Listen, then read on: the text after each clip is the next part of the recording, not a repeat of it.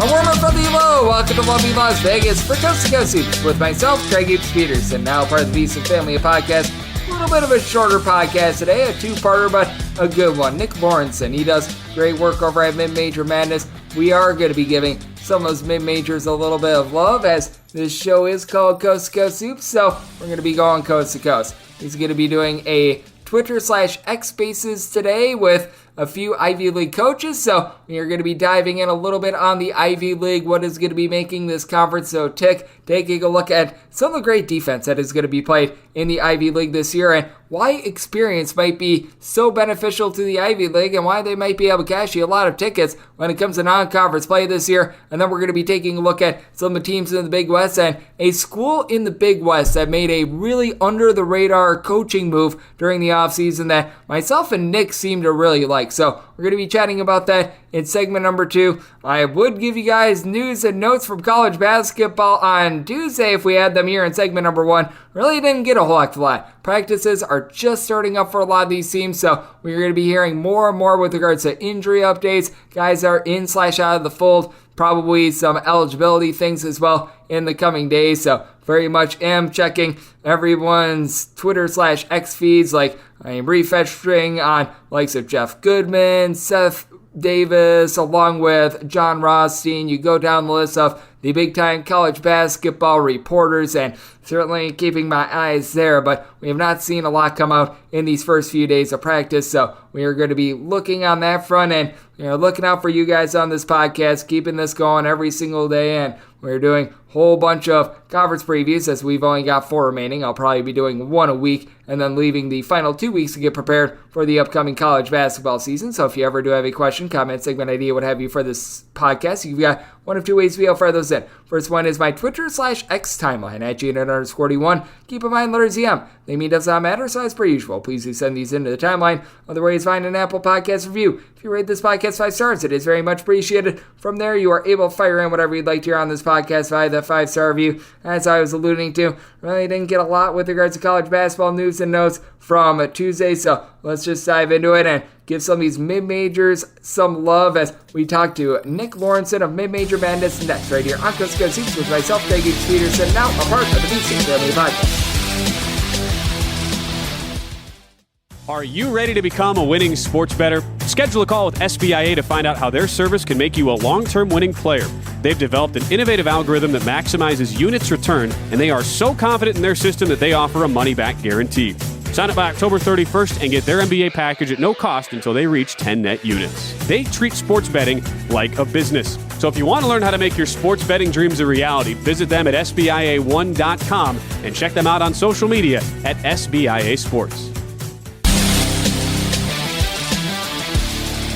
And we're back to lovely Las Vegas for Coast to Coast Hoops with myself, Craig Hoops Peterson, now part of the Beast and Family podcast. It is always great to be joined by this man, as Nick Lorensen does a tremendous job taking a look at the game of college basketball. He's over there at Mid-Major Madness doing a great job of giving some love to some of these schools that they certainly do deserve it. I know that he's helping out with the Queens NC college basketball team this year, as well as he's doing a little bit of work for them. He does an amazing job with all these Twitter spaces as well. Taking a look, diving in with all of these coaches as to what we're going to be getting this upcoming season. The guys over there at Mid-Major Madness have been doing an amazing job of getting us set for the upcoming season. And you're able to follow Nick on X at Lorensen, and then the word sports all together, and that is spelled Lorensen with regards to the last name. And Nick, it's always great to have you aboard. Thank you. It's always great to be on, Greg. I appreciate you. We're only 41 days away, so keep getting closer and closer. It's almost October. You can just smell it coming. You can smell it. Oh, yes, you certainly can. And I know that I was mentioning this with regards to your Twitter spaces, your X spaces, whatever the heck they want to be calling them now. But that said, you guys are actually going to be giving some love to the Ivy League on Wednesday, / if you're listening to this on the day that it's released today. And what are you taking from the Ivy League? Because we all remember Princeton was able to make that nice run to the Sweet 16, but this once again feels like it's going to be a relatively solid year for the Ivy League, and it's going to be a conference that once again I think is going to be built on good, strong defense. Oh, yeah, totally. This Princeton team will be good again. They won't be as strong as last year. They lost Tosan Ebwamwan. Keyshawn Coleman's gone. But Xavier Lee's back.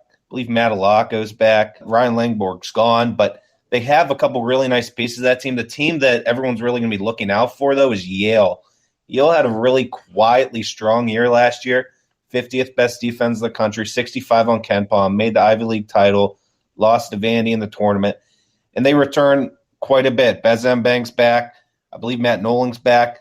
They lost EJ Jarvis, so they'll be the team to look out for. But that 4 seed, which is usually a couple teams in contention this year, you got to think that Penn's going to be back. And if they do lose Jordan Dingle, though. Jordan Dingle, one of the biggest impact players in the country, about 25 points per game, shooting tons of threes. He's gone. They would return a lot of starts, but it's not as strong, obviously, as last year losing that player. But Cornell will be right back up there. Coach Earl's done an amazing job rebuilding that program. They returned pretty much everyone from that team but Greg Dolan, who goes to Stony Brook. He was their leading scorer last year. And then Brown keeps moving up in the standings, getting closer and closer to making their first conference tournament in Brown history. And they probably have the preseason player of the year in the league in Keno Lilly Jr., who just keeps getting better and better. He was awesome his freshman year 2 years ago. So look out for this Brown Bears team. But Yale's really going to be the one that's going to be on national radars because they had a strong year last year. They should be really strong again. And they could be competing for maybe an 11-12 seed come March. Oh, no question about it. And what is unfortunate about the Ivy League, just with the way that the conference is structured, it's most likely going to be a one-bid league again. But all those teams that you mentioned, if any of them are able to make the NCAA tournament, I do think that they are going to be a tough out in the NCAA tournament. As joining me on the show, we do have Nick Lorensen. He does amazing work over there at Mid-Major Madness. And something else I think is very intriguing about the Ivy League is if you take a look at the amount of returning minutes, they're pretty much a top conference in all of college basketball. A lot of that is the way that the conference is structured, no doubt about it, trying to be able to bring in transfers to the Ivy League. Not easy because those academic requirements, they are very, very strict. They're not awarding as many redshirt years with regards to injuries and things like that. But how much do you think that might be to the advantage of the Ivy League when it really matters for them in the non-conference portion of the season? Because while you do have a lot of these teams that are at the power conference level that they utilize a bunch of transfers with the Ivy League, I know that Jim Root over there at the 3-Man Weave posted this up about a month ago. With the Ivy League, overall, the average amount of minutes returning from last year is about 71% of them. That's by far the most of any conference in all of college basketball. And I think that is going to be a great advantage for them in the non-conference portion this season and trying to be able to spring some of those upsets and trying to get this conference on the national landscape. Yeah, I mean, these teams do everything together. Obviously, every team does everything together, but these guys have to lean more on each other because of that academic workload. So there's a little added thing there. When I was doing my research, I was kind of shocked because you look at these teams and you expect to see so many returners and all that. Cornell has 2 JUCO transfers from the same JUCO, Salt Lake Community College, one of the best in the country. So I'm like, what the heck? But yeah, I mean, their retention is huge. They do a really strong job scheduling Northeast mid-majors, and they pretty much dominated up there. More on a national level, it's been a struggle. Maybe they pick off one team every non-conference. I know Penn the last couple of years has had an absolute gauntlet of a non-conference schedule since coming back from COVID. 2 years ago, I believe they had the strongest non-conference schedule in the country. These guys are growing up together. We don't see that much in college basketball anymore. They're there for 4 years. They never want to leave because they know that what they learn at these Ivy League schools will translate to the big time. It's impressive. 71%, I didn't realize it was that much because there's a couple big pieces leaving. But when you look at it, a lot of these guys really have been together for a very long time. Yes, I think that is going to be so critical for them, and it's much of what we're going to be seeing out there with regards to some of these West Coast mid-majors as well, because I was originally going to get you on to talk a little bit about some of these West Coast mid-majors as well, and I'm so intrigued by the Big West because you do have a few schools that they really don't utilize the transfer portal, like UC Irvine. They've dove into it from time to time. I know that they did so to revamp that backcourt a little bit a few years ago, but they really didn't hit the transfer portal too much. They're going to be riding with what they know and love. Now, we have seen a team in UC Santa Barbara embrace it a little bit more, but I take a look at this entire Big West Conference, and I think that that's another one of these one-bid leagues that, regardless of who gets in out of like the top 3, top 4 within that conference, they are going to be very, very fearsome. And someone that a power conference team will not want to face in the NCAA tournament. Yeah, I mean, we saw last year the top 4 of the league. And if you want to even add in Hawaii, top 5 of the league was super close. There was a 2-way tie for first place, Irvine and Santa Barbara. They had 5 losses. Every game seems so close in this league. I mean, there's some really good teams. You see Santa Barbara, they really killed in the transfer portal. Yohan Traore comes over from Auburn, former 5-star guy. They return A.J. Mitchell, who's one of the best guards in the whole country. They also have Josh Pierre-Louis, who's been a really big piece for them, come back for the last couple of years. That UC Santa Barbara team, there's a lot of really good teams in this league, but if UC Santa Barbara is able to capitalize off their non-conference, they could potentially be an at-large team. UC Riverside should be right back up there again. They do lose Zion Poulin, but they've been up at the top under Mike Magpio in his whole career, and they just keep taking step after step. Their non-conference schedule is awesome. They go to UNC, Utah. Mike Magpio is playing his former boss at Washington State and Kyle Smith. They have a couple other Pac-12 teams on that schedule. I wouldn't be shocked if they knock off a Pac-12 team because they've done it maybe twice or 3 times in Magpio's tenure. So watch out for that.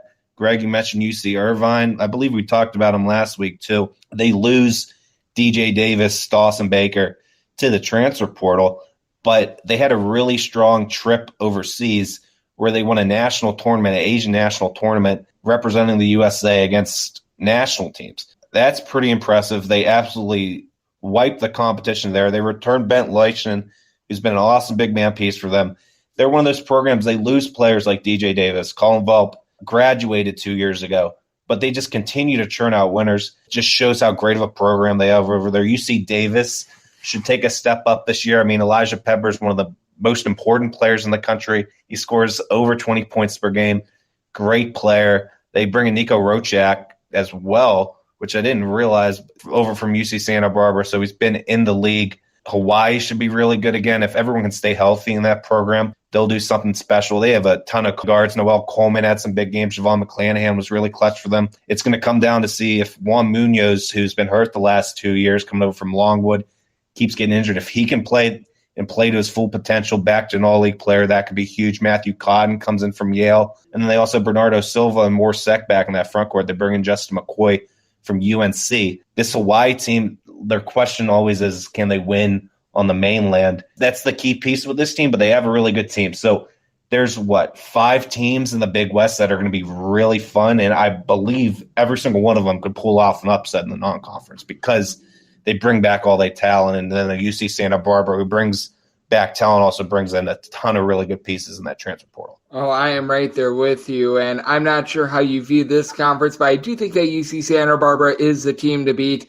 Certainly if they would have had Zach Clemens, who he was supposed to be going to UC Santa Barbara. He decided that he was going to pivot. He was going to head back to Kansas to take a little bit more of a reserve role. That would have been massive for them, but I still take a look at bringing in Traore from Auburn, and that's just something that you don't see very often. A Big West team being able to get a top 75 recruit, and we saw them be able to bring in Andre Kelly last season, who was a guy that was able to put up like 13 points, 8.5 rebounds per game while he was at Cal a few seasons ago, and just the level of big men that they're bringing in is just absolutely remarkable. It's so impressive. When the NCAA tournament bracket was released, I did a live Twitter space or whatever going through it, and UC Santa Barbara's broadcaster hopped on and we talked about the Gauchos for a couple of minutes. That was the same week that the tournament was happening, the transfer portal opened, and he made a point to mention Joe Pasternak and the staff were hitting the transfer portal hard that first week. Obviously, it's hard when you have to prepare for a big game like that, but throw on the transfer portal coming at you. And, I mean, he just absolutely killed it. He absolutely killed it, and it's really going to translate with all that front court talent coming in. With such a strong backcourt returning in Josh Pierre-Louis and A.J. Mitchell, there aren't many better backcourts in mid-major basketball. A.J. Mitchell has potential to be an NBA draft pick. Yeah, I think UC Santa Barbara definitely is the team to beat in this league. There are a lot of really good teams, but the target's going to be on the Gauchos' back. Yes, I do think that with the Gauchos, they are the team to beat within that conference. But what I think is going to be very interesting is just the lay of the land, because I take a look at Cal State Northridge and what they did in the offseason as well. And I don't think that they're going to be one of those teams that is going to be competing towards the top of the conference or anything like that. But I love the fact that they went to the D2 level. They're able to bring in some fresh blood with regards to the coaching staff. They certainly brought in a few D2 transfers because they have Andy Newman, who is doing great work at Cal State Bernardino. They were one of the top D2 schools in all of college basketball last season, and I really like that sort of move. I don't know how you view the CSUN team, but I think that they could be a team that really surprises under year number one of Newman, especially with the transfer haul that they've got coming in as well. Yeah, I was mentioning it in our Twitter space a couple weeks ago that I think this CSUN program could be back up at the top maybe 2-3 years in the Big West, and they'll knock off some of those teams that I mentioned in conference play. You can't sleep on the CSUN team. Andy Newman was an amazing coach at Cal State San Bernardino. He returned some pretty good talent. Deontay Bostic was great for them last year. Not the greatest shooter, but he was great for them last year. Deshaun Allen Akins, he was strong too. And then they bring in all this D2 talent. We saw it with FDU last year. Now it's a completely different league than the NEC. But FDU was able to get 20 wins. They had a pretty strong non-conference because of what they brought in. He brings in strong D2 talent. He returns the top players on the CSUN team. He brings in a player like Quincy McGriff, who showed some bright signs at Duquesne. I believe that this CSUN team could maybe finish 5, 6, 7 in the league, and they should definitely be knocking off maybe one or two of those teams that I mentioned earlier. I like the future for the CSUN program. Yes, I do like the upside with the CSUN program as well. And they're one of those teams that I feel very bullish on with regards to those West Coast teams that might be going under the radar because, a lot of people were going to give the love to UC Santa Barbara and UC Irvine. We just did it. I think that those are the top two teams with regards to West Coast mid-major college basketball outside of maybe the WCC. But is there maybe another team or two that you take a look at that we haven't talked about that they might be flying under the radar? I'm not talking about necessarily perhaps a team that's going to be able to win their conference, but maybe a team that a lot of people are picking towards the middle / the bottom of the conference that they could be able to rise up because for me, my team is CSUN. Yeah, I think Long Beach State could be that team. They bring in a couple players. Messiah Thompson comes in from Alabama A&M. He's originally at Campbell. He averaged over 10 points per game there last year. They return some players. Dubatrar Traore, he returns. Lucina Traore, he returns. I think that they could rise up. They're always really strong. Cal State Fullerton is another one in the league. They just have a bevy of great guard talent there. Jalen Cooper, who is one of the best D2 defensive players in the country at Palm Beach Atlantic, he comes in and he solidifies that defense for them. John Square Jr., Vincent Lee. So those are two programs. I do like CSUN to rise up too, but a lot of people are going to be sleeping on Cal State Fullerton and Long Beach. They always kind of sneak up there. I believe it was Fullerton who had amazing February. They lost their first game against Long Beach State, but then they won 6 straight.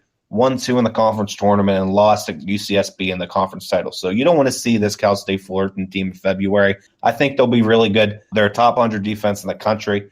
They'll be sneaking up on people. Yep, I do think that they're going to be able to as well. They do take some losses from a season ago, but all in all, that is a team that we know is going to be as tough as nails, and certainly it is going to be interesting to see what we get out here in my neck of the woods on the West Coast. I know you're going to be doing a great job with your Twitter space on Wednesday, taking a look at a few teams closer to your neck of the woods out there on the East Coast, as we were talking a little bit about the Ivy League. And Nick, you've been doing a great job of previewing so many of these conferences, doing a great job getting some of these interviews with so many great coaches. I believe that you're going to be having on the staffs of Princeton and Yale with regards to your Twitter space on Wednesday. So let the good people at home know it's all on tap for you and how people can follow along on social media and other platforms. Yeah, over at Mid_Madness on Twitter, we have 2 Twitter spaces this week, doing 2 every week. Wednesday, which is the day that this is released, we're doing the Ivy League, as Greg mentioned. We're going to have James Jones on from Yale. Brett McConnell, the associate head coach at Princeton, will hop on as well.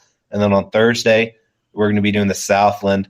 I believe we're going to have Boog Sadler from Nichols on there, and then we'll also have Will Wade. We've been talking with their SID at McNeese State to have Will Wade on from McNeese State. So 2 of those every week. Next week, we're going to do the ASUN. I'm not going to be doing that because I don't want any conflict of interest, so we're going to have a couple of our writers do it. Grant Leonard will obviously be on, so that'll be fun. And then my personal Twitter account, Lorensen Sports. Nick does a tremendous job taking a look at this great game of college basketball. He is doing everything that he can to get us set for what is going to be an amazing year of college basketball. And his time is always appreciated on this podcast. Big thanks to Nick for joining me on Coast to Coast Hoops, now part of the VSiN family podcast. And if you do like hearing from this fine podcast, Coast to Coast Hoops, you're able to subscribe wherever you get your podcasts, Apple Podcasts, Google Play, Spotify, Stitcher, and TuneIn. And if you do like hearing from this fine podcast, Coast to Coast Hoops, you're able to subscribe wherever you get your podcasts, Apple Podcasts, Google Play, Spotify, Stitcher, and TuneIn. If you have a question, comment, segment idea, what have you for this podcast, do have one of two ways to be able to fire those in. First one is my old X timeline at GN_41. Keep in mind, letters CM. Amy does not matter, so as per usual, please do send these into the timeline. The other way is find an Apple Podcast review. If you rate this podcast 5 stars, it is very much appreciated. From there, you are able to fire in whatever you'd like to hear on this podcast via that 5-star review. I'll be with you guys every single day on this podcast. We're down to just 4 conference previews now. The Big 12, the Big East, along with the Pac-12 and the SEC. I'm probably going to do about 1 a week moving forward, so that'll leave us about 14 days where all the conference previews are done. I'm able to dive in on all these questions that you might have, and we're going to have a successful season. Once we get in season, going to get you guys picks and analysis on every single game, every single day. Always appreciate you guys tuning in. I'm with you guys every single day, and that means I'm back with you once again tomorrow. Thank you so much for tuning in.